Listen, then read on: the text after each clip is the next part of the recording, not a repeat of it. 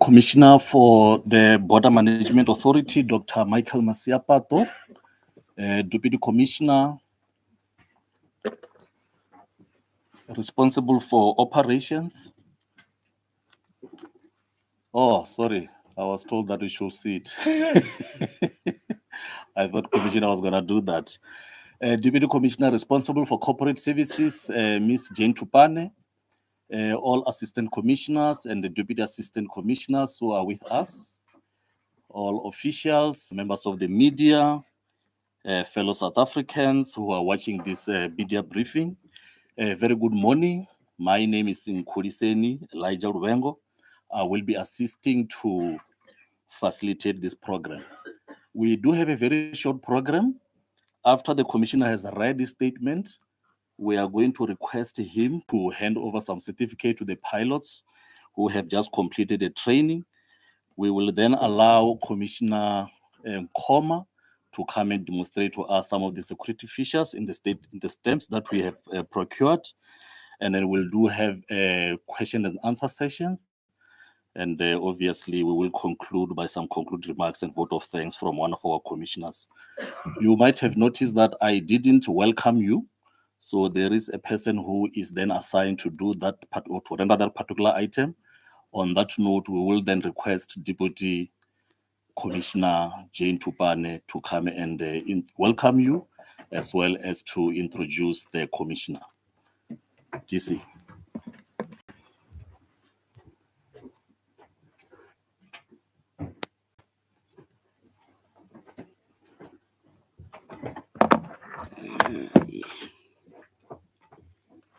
To the Commissioner and CEO of the Border Management Authority, our Deputy Commissioner, General Shilembe, Assistant Commissioners, members of the media in our presence, the rest of the leadership in the BMA, ladies and gentlemen, good morning. It is a great honor for me to welcome you all to this important media briefing hosted by the BMA. As we celebrate Women's Month, it is both an honor and a privilege for me to stand alongside and lead with the remarkable women of the Border Management Authority, whose strength and resilience and dedication continue to shape our mission and impact the front line of our national service as the BMA. In the same vein, let me take this opportunity to salute and wish a happy Women's Month to all the women who have joined us this morning from different platforms. Happy Women's Day. Ladies, are there ladies in this house?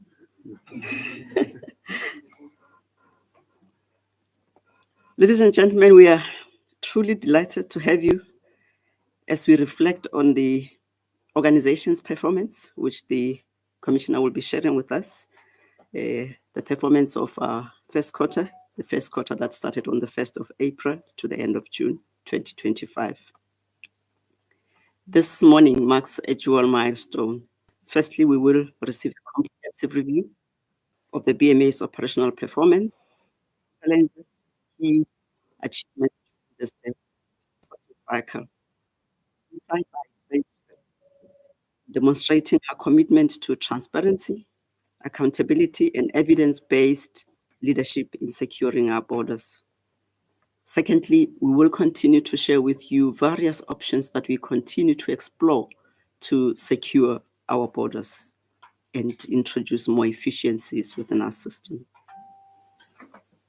To take us through the strategic reflections and ceremonial unveiling of our interventions as we continue to exploit more border security options, it is my honor and privilege to introduce a man who continues to lead the BMA with unwavering dedication and visionary leadership.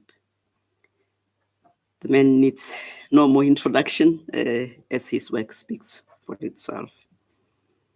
Please join me to welcome the CEO and Commissioner of the Border Management Authority, Dr. Mike Masiapato. Can you applaud for him to join us?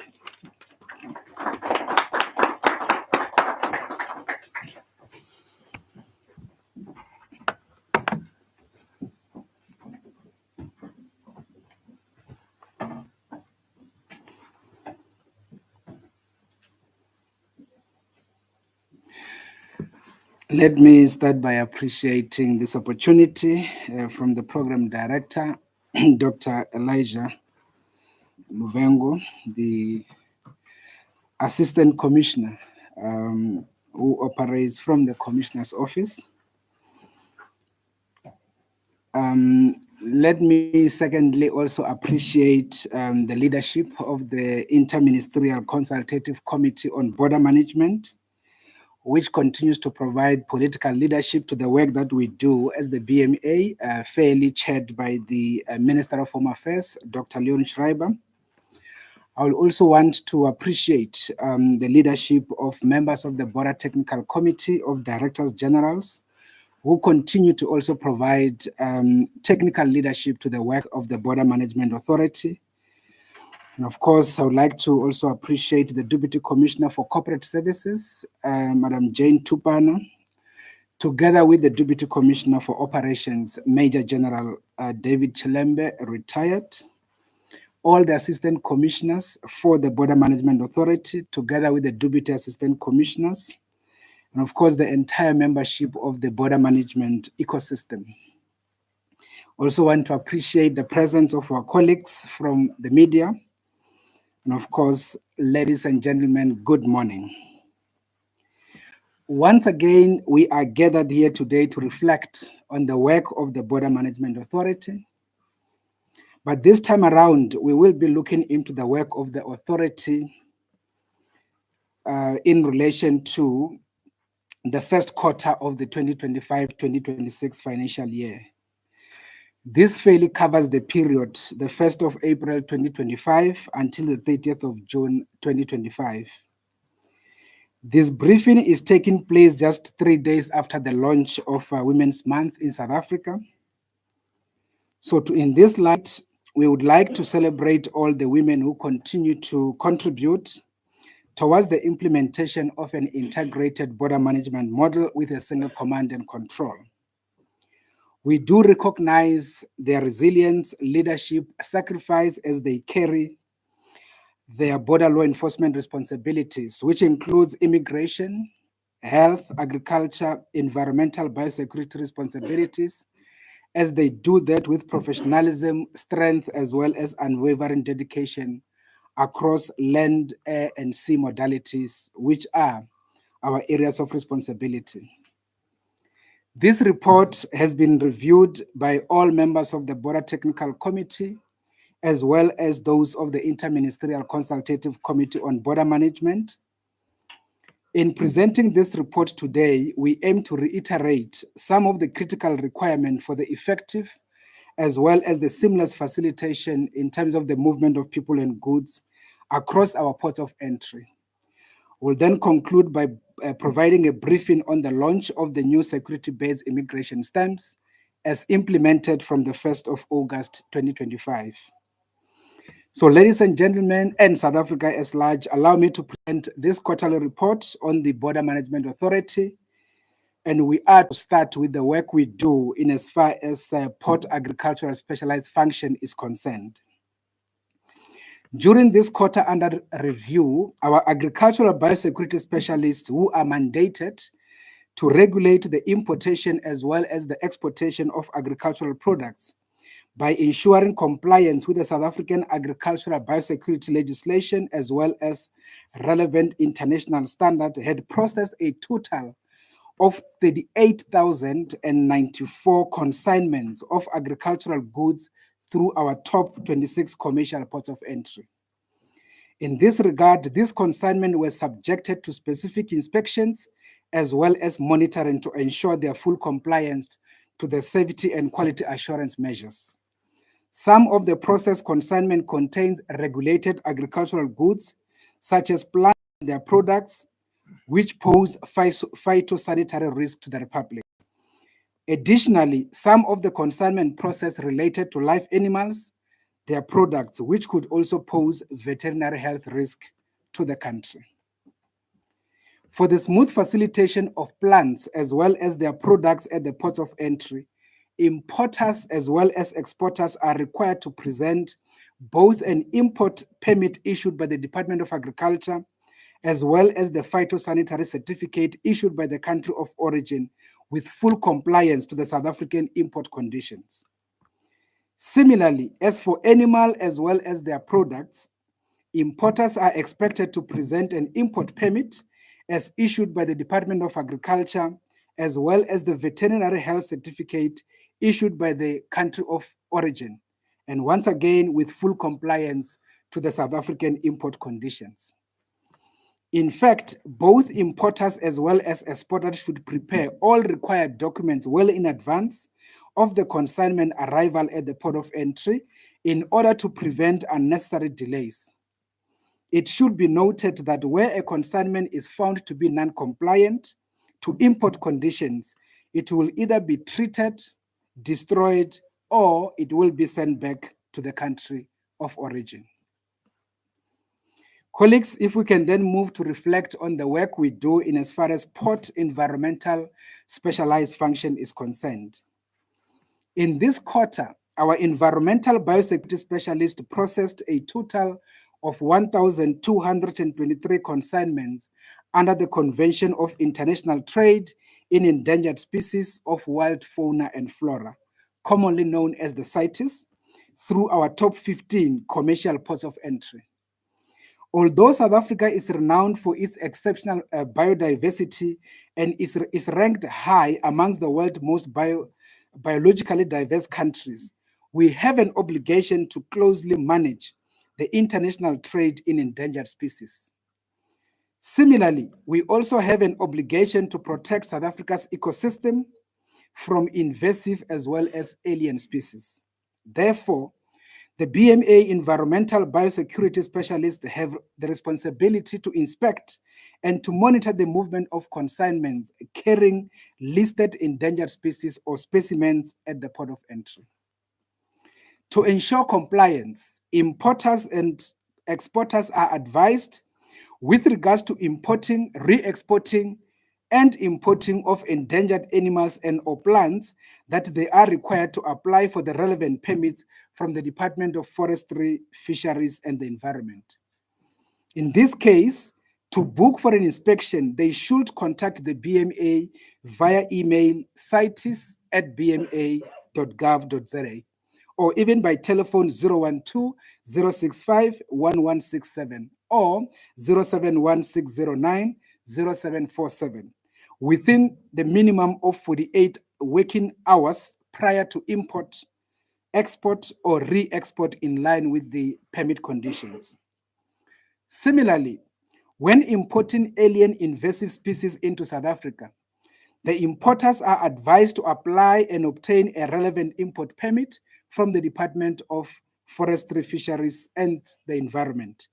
In this case, when booking for inspection, an email can be sent to temba.mguni@bma.gov.za or at karabo.wanjau@bma.gov.za within the minimum of 48 hours prior to the inspection as per the issued permit conditions.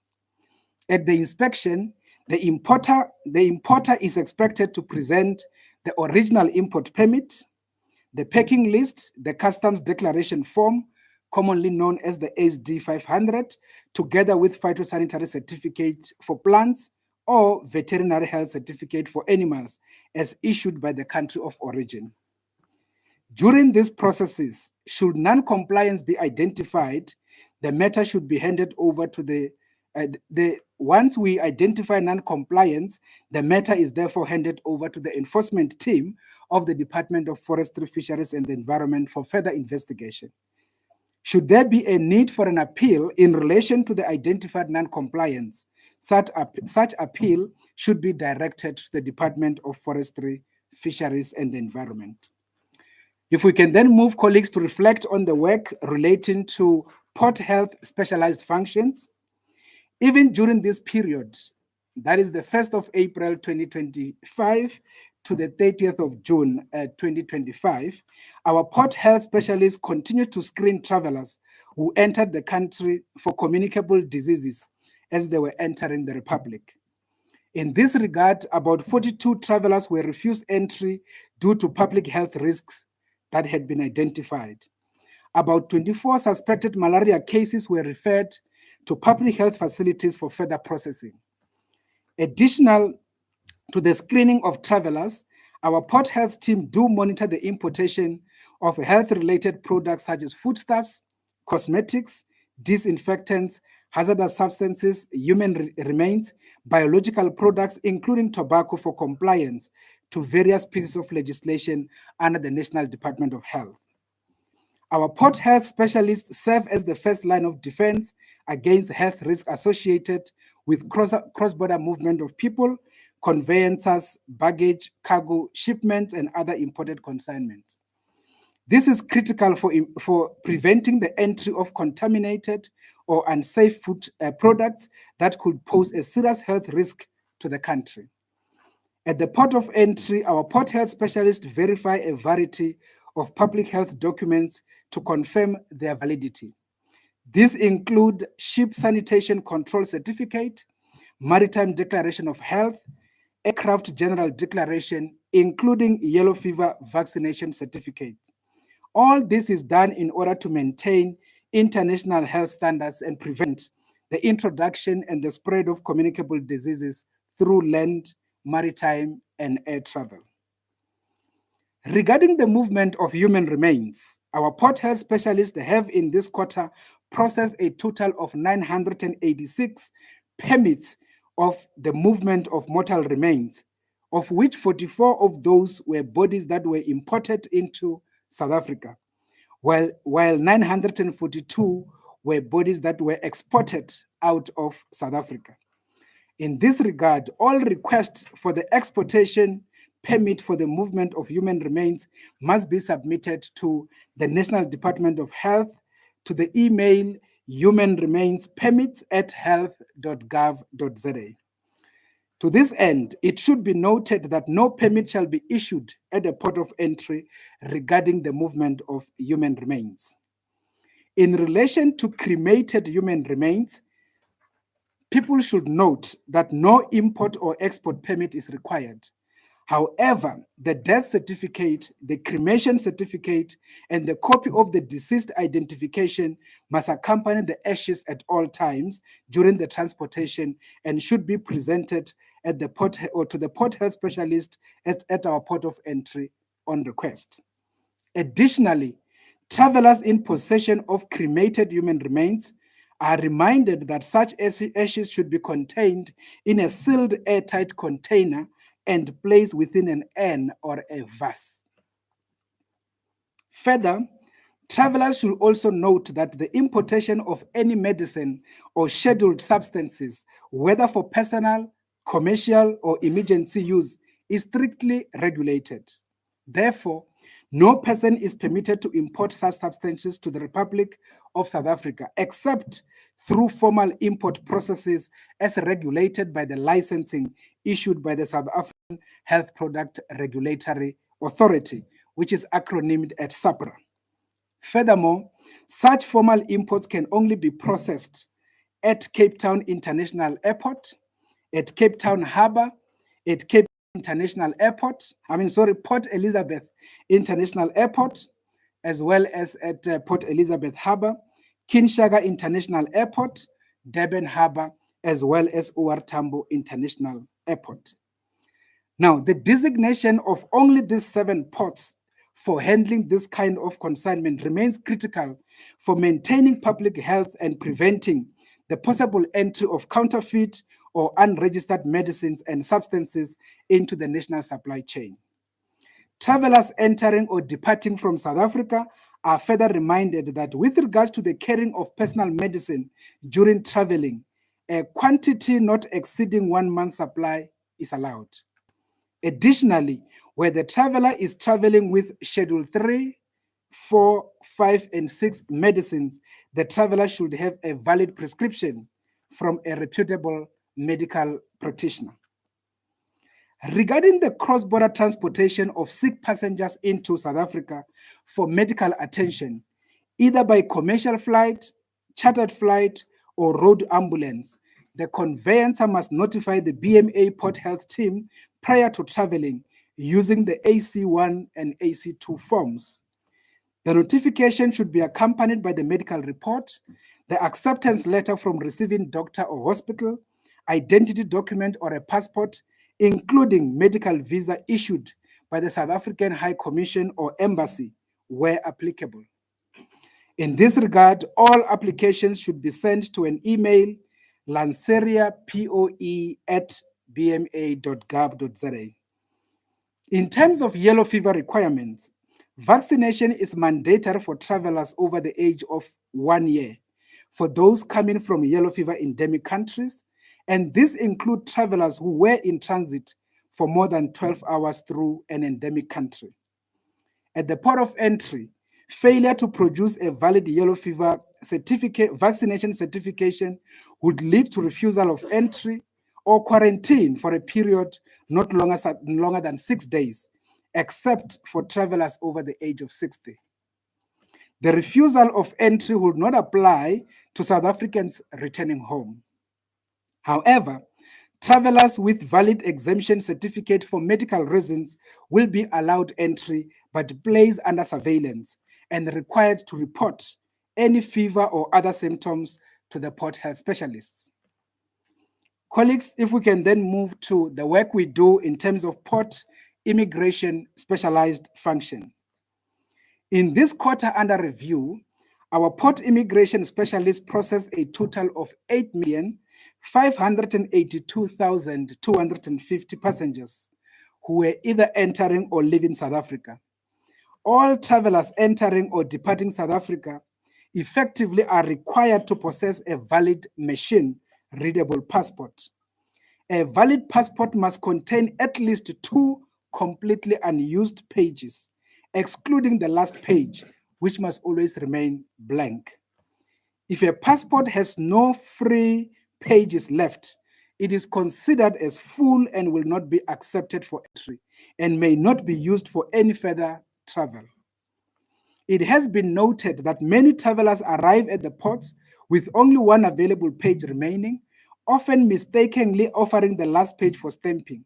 Such travelers should note that immigration officers are not permitted to stamp the last page of the passport, as is the case in all other jurisdictions across the various parts of the world. However, for a South African citizen returning home with no free page, entry will be allowed, but such traveler will be advised to renew their passport. As for the torn or damaged passports, their validity will be tested through the scanner machine, and should it be unreadable or fail verification, the traveler will be declared undesirable and therefore denied entry. In terms of visa as well as permits, travelers from outside or from other countries who are not exempted for visa requirement must also hold a valid visa appropriate to the nature of their visit.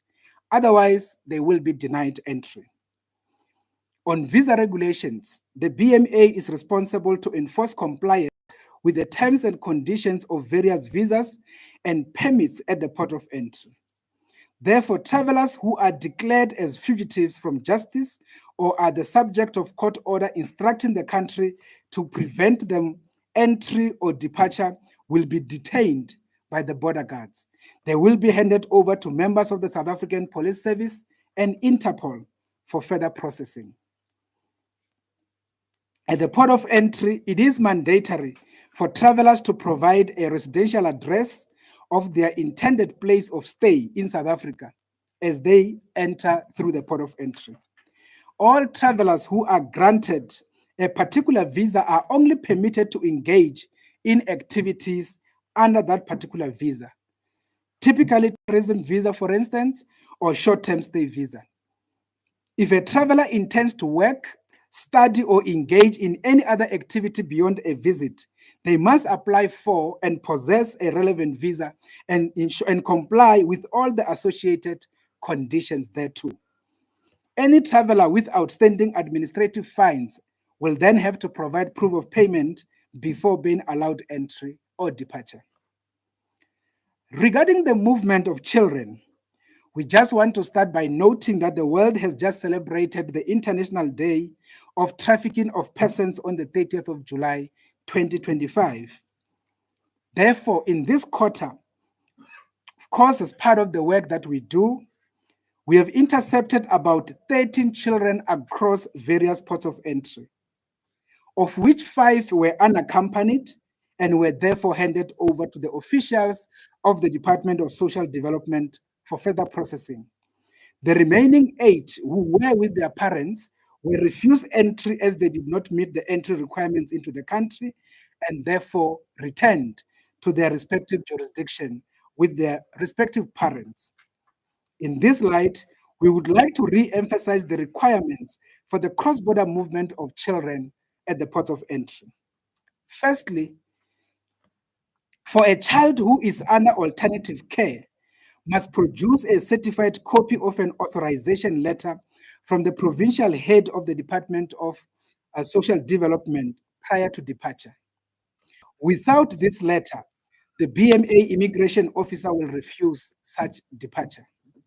Secondly, parents traveling with children must produce the unabridged birth certificate of the child, showing both parents' details.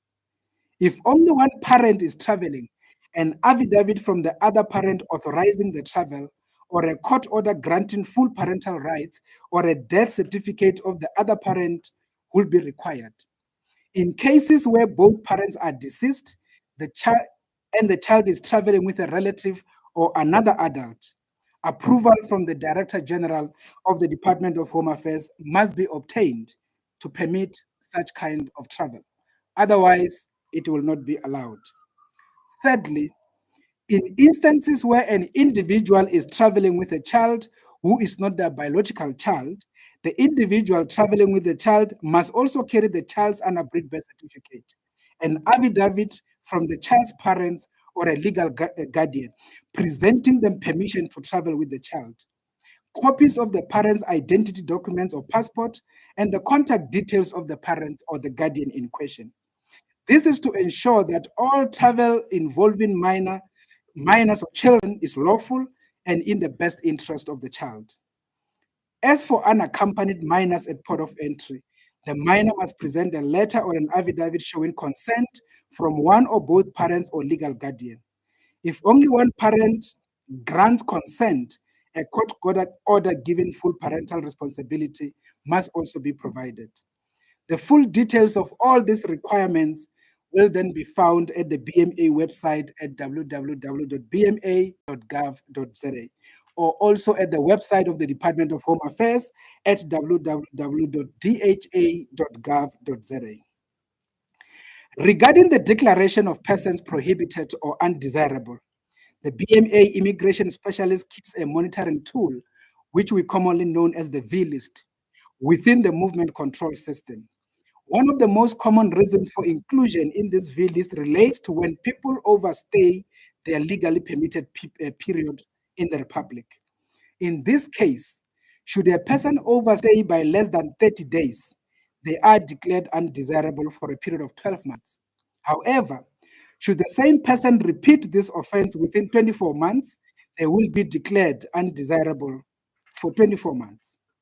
In the event that the person is overstayed by more than 30 days, this will then lead to a 5-year declaration of undesirability.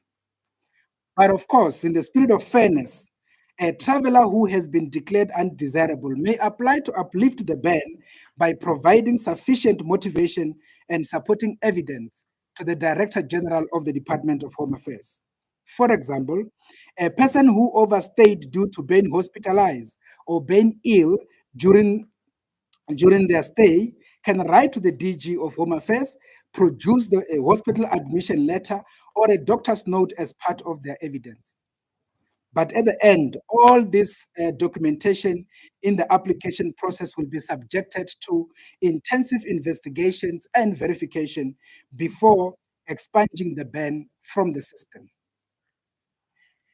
Regarding conventional border law enforcement work as undertaken by the border guards, we want to report that in the quarter under review, a total of 9,954 persons were intercepted, apprehended, and deported as they were attempting to enter the country illegally. Of these 9,954 persons, 1,826 did not have documents at all.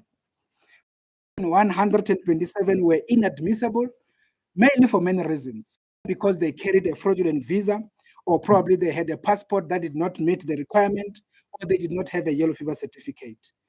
And of course, 2,000 of those were considered undesirable, either because they previously overstayed in the country, or probably they are, or they did any other thing before that made them not to be admitted into the country. In this instance, the majority of the intercepted and deported individuals, as always the trend, had been Basotho-laden, followed by Zimbabweans as well as Mozambicans.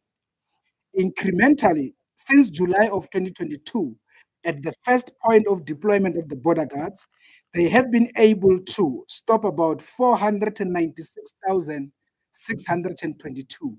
That is what we call incremental figure. And of course, that is the total number as per the work from the point of inception. Further, in the same quarter, our border law enforcement team has also intercepted and handed over a total of 15 high-powered suspected stolen vehicles for further handling. In this particular instance, incrementally, once again, since July of 2022, we could count around 349 vehicles that were actually intercepted by the border guards, handed over to members of the South African Police Service for further processing. And of course, in this particular instance, we are indicating that this has been the work done by criminal syndicates with the intention of taking cars out of South Africa into the rest of the continent. Additionally, in dealing with illicit trade, which negatively affect our economy, the border guards seized about 32 bales of counterfeit clothing, 201 pairs of counterfeit footwear with an estimated value of $1 million, as well as 98,000. In terms of document fraud, 14 passports bearing fraudulent immigration stamps were identified, confiscated, and of course, the individuals holding those were arrested. And of course, this further illustrates the ongoing attempts to undermine national security as well as our immigration controls. This particular reality lead us into the issue of the BMA having to launch or having launched the new BMA immigration security-based stamps. We want to confirm that on Friday, the 1st of August 2025, the BMA has introduced new security stamps to replace the old vulnerable stamps, which has been used by the immigration specialists for all this while. In the past few months, we observed widespread misuse of these stamps, with individuals illegally stamping people's passports with fraudulently reproduced stamps.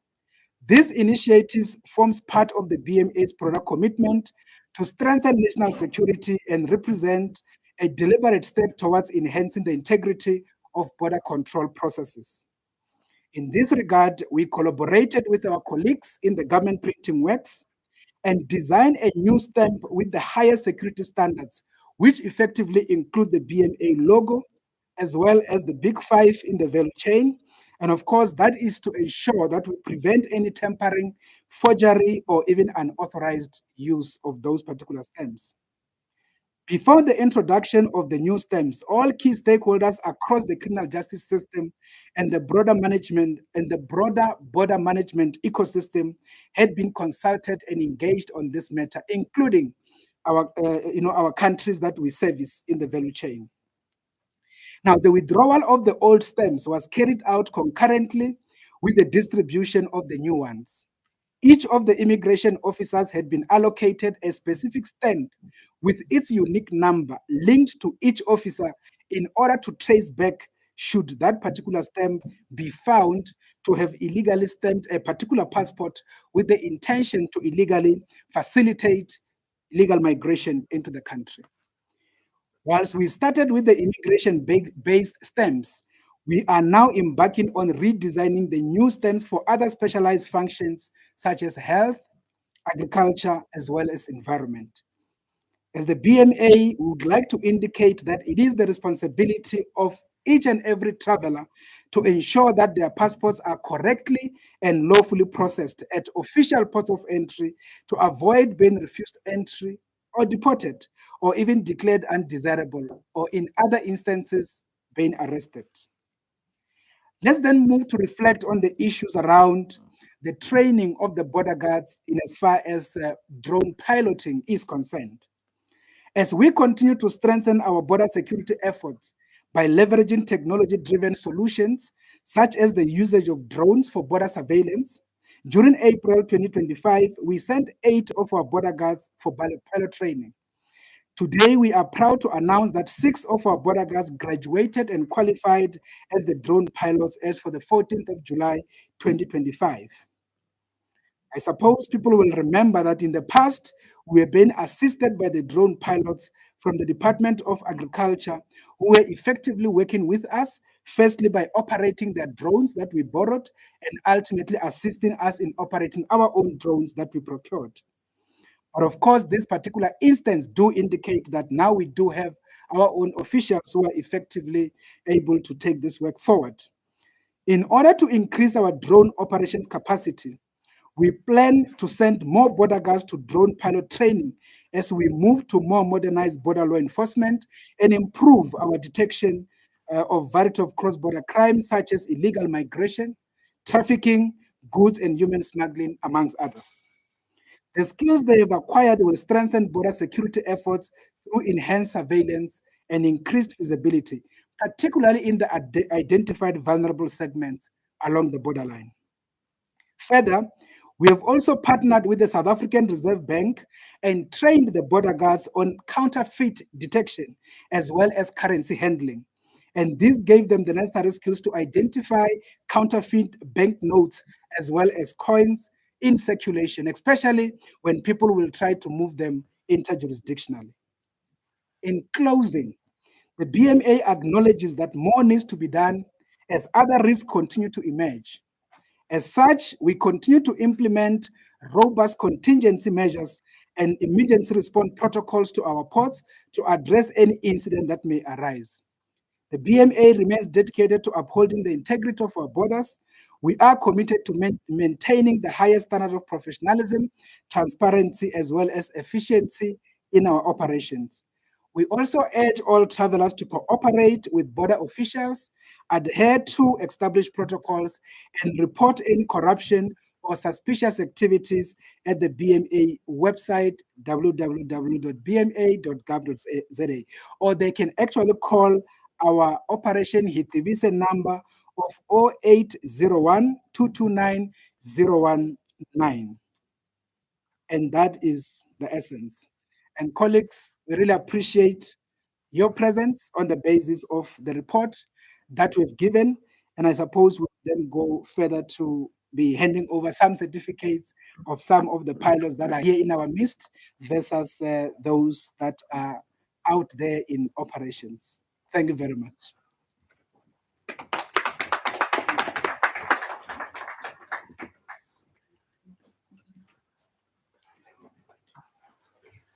Thank you very much, Commissioner, for that very informative briefing. It was not only covering the progress that we've made with regard to Q1, it was also obviously covering those key requirements that travelers need to be aware of when they are transiting or crossing the borders. So on this note, we will then request colleagues, that is Mr. Judas Masila, as well as Ms. Refilwe Thala, to come to the podium so that the Commissioner can hand this certificate after they've successfully completed the drone pilot training.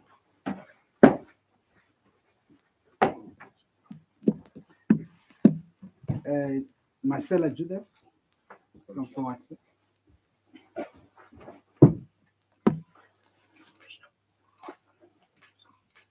Thank you very much. Yeah, maybe before I give this to Thala Refilo, let me just quickly indicate what kind of things they did. Air law for RTA, general technical principles flight, radio links, flight planning, navigation, and meteorology, and all of those. So that's the complex stuff. I don't even know them myself, but yeah, so they understand the stuff. Madam?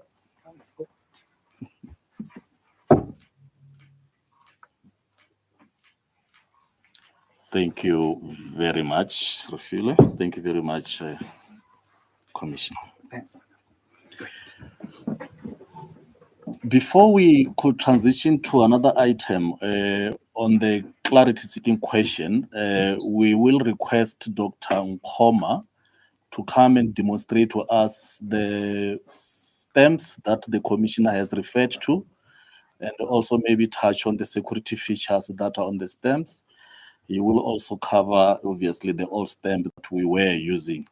And then thereafter, we will then request DAC Bukhotsi to come and handle the next item, which is about clarity-seeking question. That is the question and answer session. Thank you, Doc.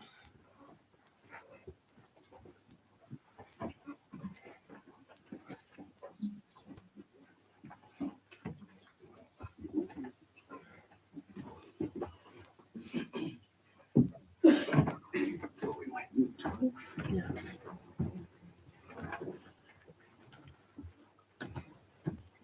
Okay.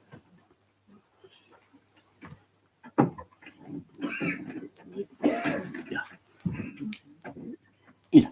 No, thank you, Commissioner. I think you've given a bit of background in terms of why we have decided to replace the old stamps which posed serious security challenges for the country. So what you see there on the screen on your left, it's the old immigration stamps that we phased out as from the 1st of August. You can see the upper part. This is how insecure the stamps were in terms of the design, and you could easily reproduce them without any difficulty to an extent that you can use a pencil and a ruler to draw the squares. And if you have some bit of mathematics, you can use a compass and a pencil to draw the circle as part of the fraudulent activities. The bottom part shows old stamps that would carry the stamp itself. So you could, in general, get these stamps from any a bookshop or a stationery shop. They can be anywhere else. But moving to the new immigration security stamps, you could see that in the design, number of security features, which some of them are observable through your naked eyes, but some are third layers of security that would require specialized equipment to be able to detect. That specialized equipment is an equipment that would be carried by members of the Border Management Authority, where a suspect be detected at the port of entry. In the design itself, there's quite a number of tagans, which are microscopic markers that are included, which will assist us with identification as well as traceability of any of the fraudulent stamps that we may come across. The casing itself, you can see that it's more secure than the one on your left. Imprints or engravements that have been to that stamp using laser technology that cannot be found anywhere else except from the government printing works.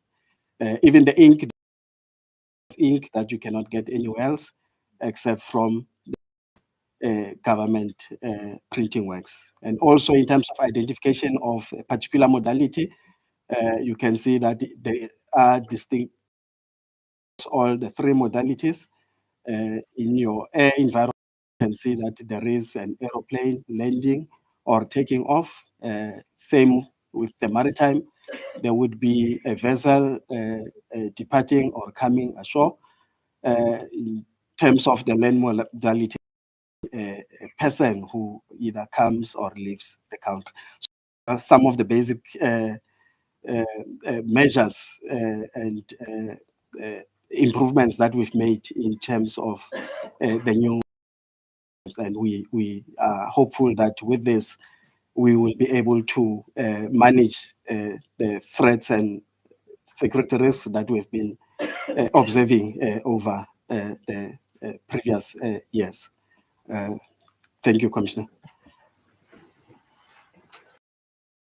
Thank you very much, Dr. Nkoma. And obviously, there are questions that are going to be raised. You need then to come so that we are able to respond.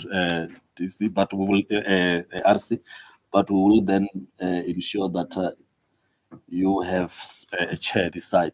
So I'm trying to avoid a situation where I'm calling people by what they are wearing, and then I know Membe Mkhotsi is familiar with the names of the people who are here. I don't want to say that the gentleman with a pink shirt, only to find that it is not pink, it's white. So I have requested DAC Mkhotsi to come and facilitate this particular item. That is in the event that there are questions that you want to raise to the commissioner or to Regional Commander Dr. Nkoma. DAC Mkhotsi?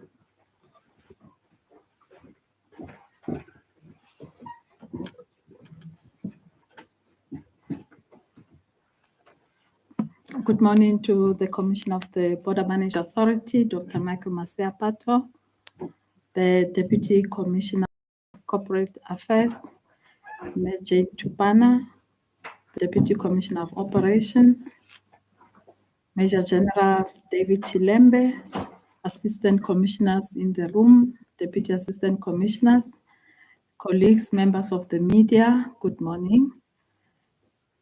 I will be facilitating the question and answer session. And as per protocol, before you pose a question, can you kindly indicate the media house you are representing, as well as introducing yourself for the benefit of the colleagues in the room. I will be starting with that process now.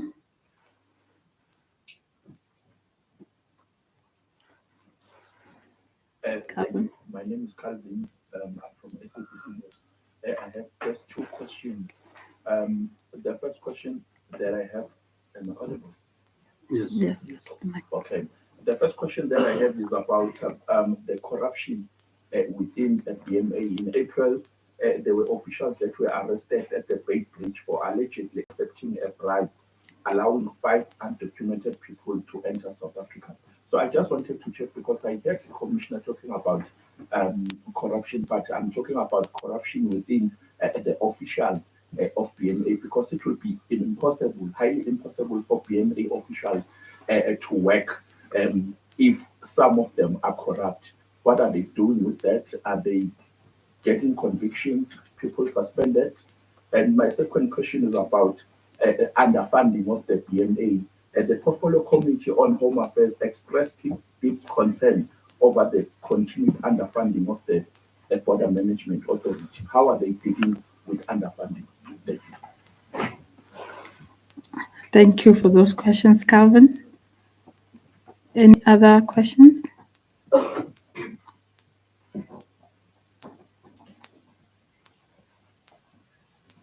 Okay, we'll deal with those questions for now.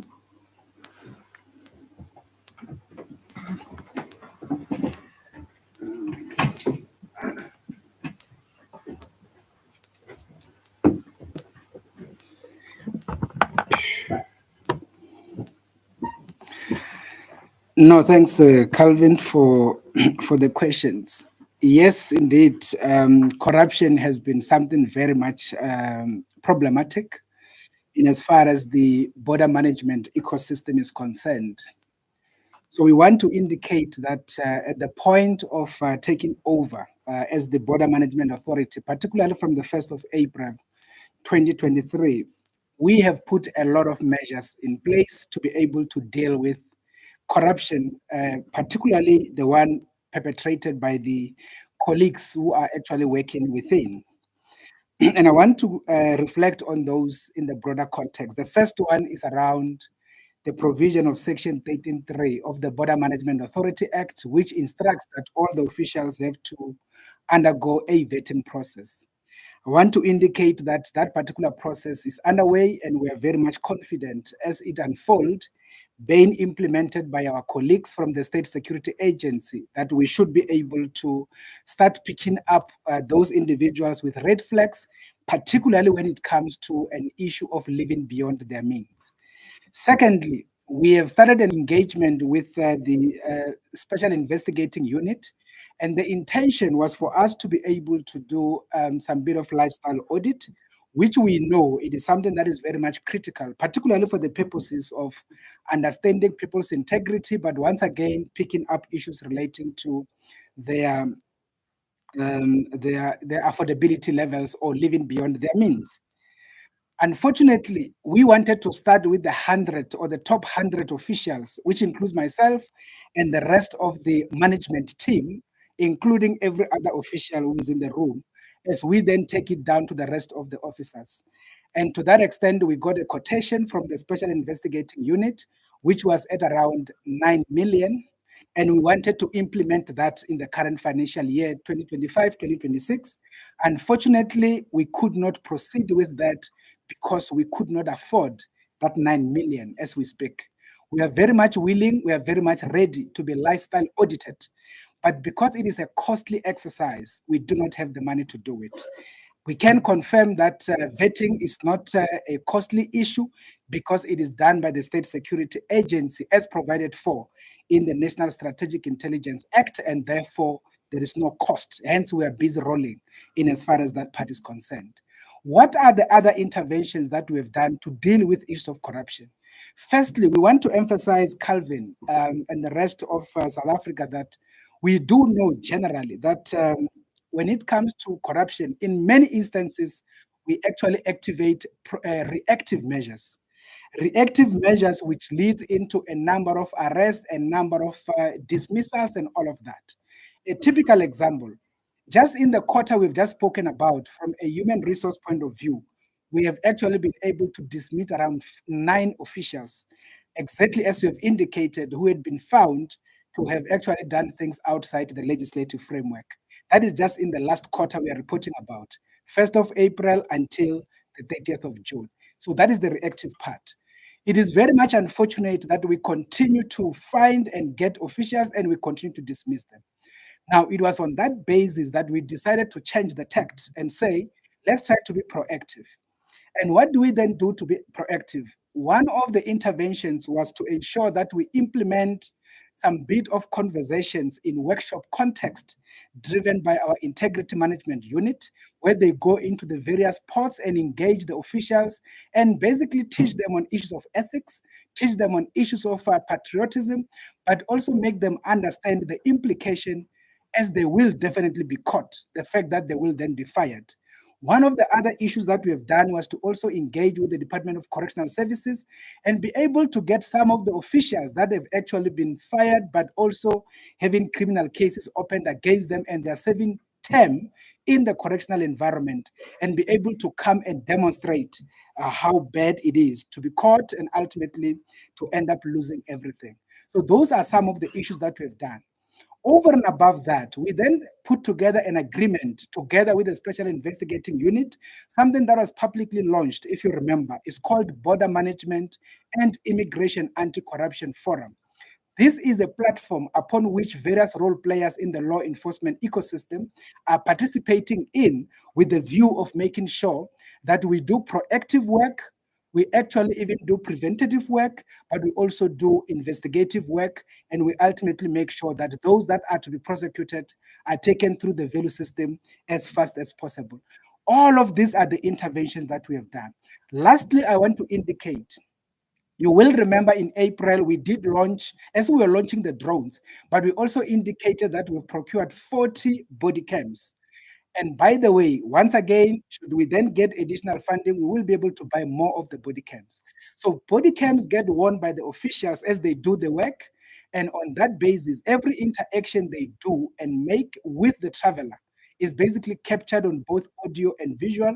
And that on its own enables us to be able to monitor the activities of our officials as they do their work.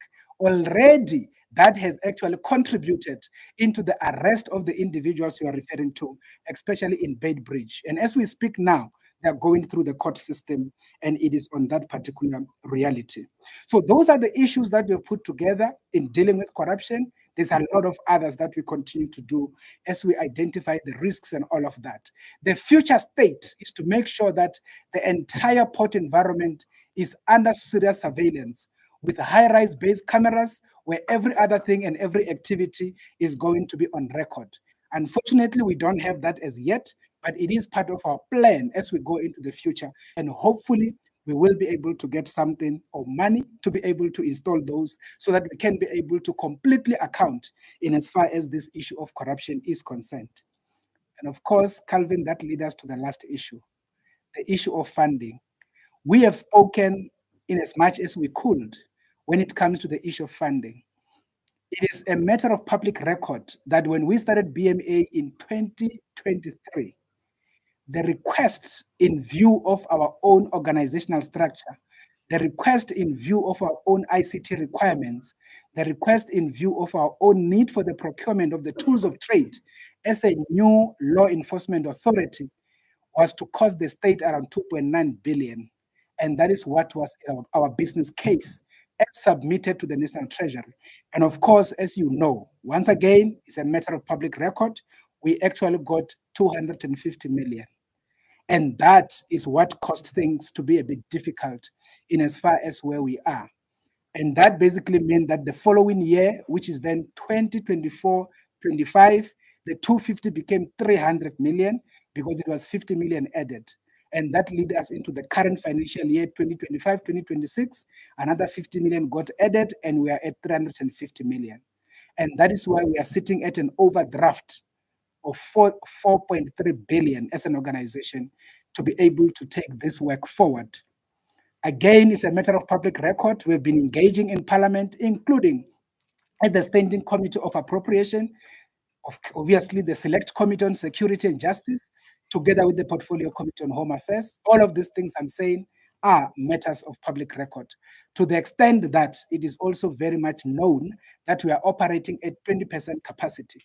Our current structure requires at least 11.2 thousand people, and we are sitting at around 2,500, and that is where we are. And I think you know, in terms of the border guards, we only have 600. In terms of the coastal guards, we only have 50, and that is the current status quo.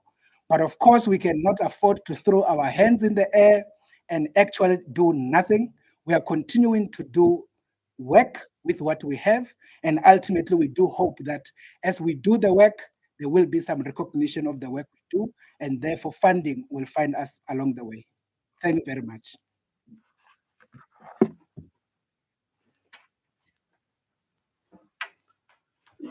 Thank you very much, Commissioner, for responding to those two questions. We were made to believe that even for those who are attending virtually, there is no indication that there are questions. So on that basis, we will then conclude this session and invite to the podium Commissioner Managa to give us or render an item on the vote of thanks. Commissioner.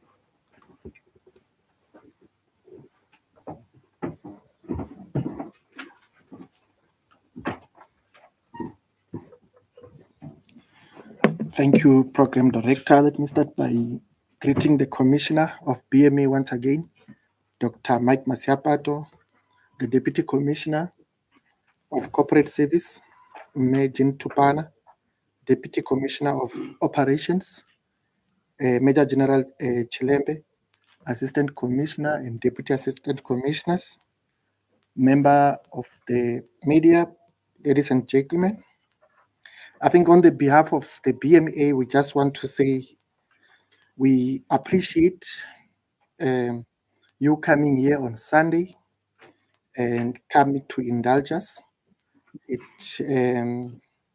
is always good to be given an ear to share with the country the work that we are doing.